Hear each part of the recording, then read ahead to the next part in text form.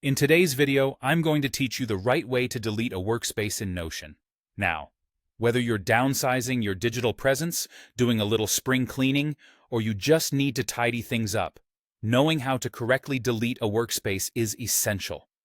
Stay with me as I guide you through this step-by-step process. Let's get started from the Notion homepage. The homepage is a familiar starting point because it's basically the main hub of all your activities within the app.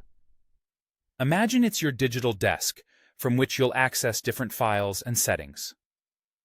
Now, take a moment to look toward the left-hand side of your screen. Here, you'll see a column with various options. We're looking for the Settings button, which is nestled in the left-hand corner. Go ahead and click on that. Once you've clicked on Settings, you'll be directed to a section with a list of different settings that can be adjusted to your preferences. Next, you'll need to find and click on General. This area consolidates a lot of foundational settings for Notion, and it's where we need to go to start the process of deleting the workspace. With the general settings open, your next step is to navigate to the option that says Delete Entire Workspace. Clicking on Delete Entire Workspace might feel a bit daunting because it's a comprehensive action, but don't worry, we'll make sure everything moves smoothly without any hitches. Now, before you can delete the workspace, Notion will prompt you to confirm your choice. And this is where you'll need to enter the exact name of the workspace you intend to delete. This step acts as a safeguard to prevent accidental deletions. Double-check to ensure you've entered the correct name.